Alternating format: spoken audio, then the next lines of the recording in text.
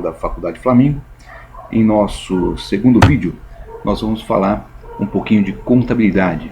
Tá?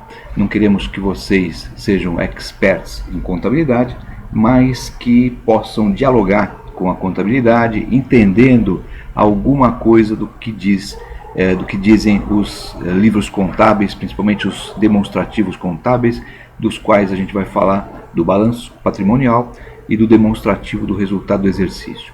É importante que a gente saiba que tudo que a gente está fazendo na empresa, nosso trabalho, está de alguma forma sendo registrado pela contabilidade. Afeta a contabilidade, afeta os números da empresa, afeta o balanço dessa empresa. Falar em balanço, então, começando pelo balanço patrimonial, que tem uma divisão lateralmente aí falando de ativo e passivo, né? O ativo representa bens e direitos, ou seja, valores que a empresa tem e que podem ser transformados em dinheiro, e o passivo, os valores que a empresa deve a alguém, né? São as dívidas ou que são as fontes de recursos que a empresa lança a mão para poder fazer a sua atividade. Na divisão vertical do balanço, nós temos três momentos aí. O circulante, que diz respeito ao curto prazo, que é até um ano, em alguns casos excepcionalmente mais que isso. O ativo não circulante, que é aquilo que é posterior a um ano, e o ativo permanente, que deverá ficar na empresa durante longo tempo. O circulante é uma das partes principais, é onde a gente concentra a maior análise e é a parte responsável pela quebra das empresas. O circulante é curto prazo e é onde estão as movimentações mais constantes da empresa em termos de fornecedores, estoque, clientes, né? A parte do dinheiro da empresa que está no caixa, em bancos, etc. O nosso dia a dia na empresa, então, mesmo no chão de fábrica, afeta essa parte aqui. Basta ver aquela matéria-prima que o fornecedor entregou para a empresa, ela vai para o estoque, depois o estoque vai virar outras coisas, como a gente falou em sala de aula. O não circulante, aquilo que passa de um ano, em geral, as empresas lançam aí valores que tem a receber no longo prazo, que pode ser um processo judicial que está sendo julgado. Do lado do passivo, normalmente os financiamentos de longo prazo, né, de máquinas, equipamentos, os financiamentos de BNDES, alguma coisa desse tipo. Posteriormente a isso, o que a gente chama de permanente, são o maquinário da empresa, o imobilizado, que é aquilo que a empresa usa para sua produção, veículos, máquinas, equipamentos, imóveis, né? E do outro lado, o patrimônio líquido, que é o capital que os sócios colocaram, aquele capital que está registrado no contrato social da empresa, no estatuto, e os lucros acumulados, as reservas que foram feitas. O outro demonstrativo é o DRE, demonstrativo do resultado do exercício, que é nele que a gente encontra o volume de faturamento, o lucro líquido, as despesas, né, o custo que a empresa tem, todos relacionados aí. A última linha é o lucro líquido, quanto sobrou para a empresa ao final do exercício, de cada ano. Tá? Isso permite que a gente faça algumas análises, né? E essas análises são feitas através de alguns índices, né? Os indicadores aí, econômico-financeiros da empresa, que a gente passa a falar de alguns deles. Né? Então, vamos falar dos índices de liquidez. Liquidez mostra a capacidade da empresa em liquidar suas dívidas, né?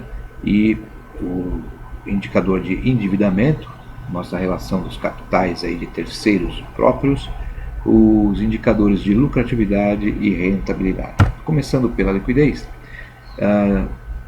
vamos colocar dois dos principais, que é a liquidez corrente e a liquidez seca. A liquidez corrente diz respeito aos recursos de curto prazo, ou seja, o que a empresa tem a receber no curto prazo, o que a empresa tem a pagar no curto prazo.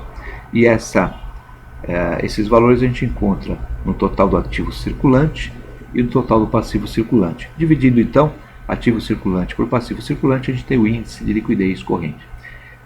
Costuma-se falar que ele é favorável quando maior que 1, e isso depende também dos nossos concorrentes, né? Eu preciso saber como é que está a liquidez do meu segmento, do meu setor econômico, para ver se o meu está de acordo ou não, se está bom ou não em relação à média do nosso segmento. Isso com todos os índices de análise. A liquidez seca, ela vai mostrar para a gente quanto que a empresa depende do seu estoque para pagar suas dívidas de curto prazo. Então é ativo circulante menos estoque dividido pelo passivo circulante. Muitas vezes o nosso estoque é um estoque obsoleto e, portanto, a dependência disso pode ser bastante perigosa. Esse índice vai mostrar alguma coisa nesse sentido. Com relação ao endividamento da empresa, apresentamos dois dos índices existentes: o endividamento geral, que é o passivo total, ou seja, tudo que a empresa deve para terceiros no curto e no longo prazo, dividido pelo ativo total, dividido pelo todo o investimento da empresa. Isso dá o nosso endividamento geral. E o chamado índice de alavancagem, que mostra a relação entre as dívidas e o patrimônio líquido, ou seja, o passivo total dividido pelo patrimônio líquido é a razão entre os recursos de terceiros e os recursos próprios da empresa.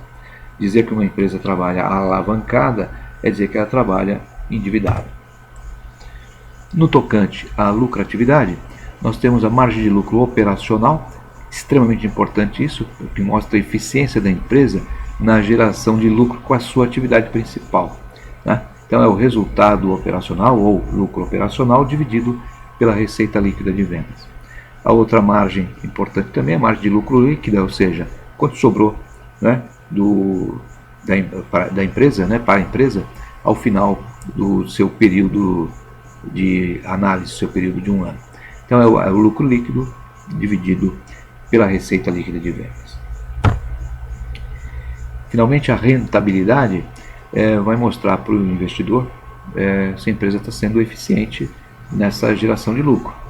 Então, o retorno sobre o investimento, que é o lucro líquido dividido pelo total do investimento, ou seja, pelo ativo total da empresa, isso mostra o retorno sobre o investimento. A gente multiplicar por 100, vai ter em porcentagem.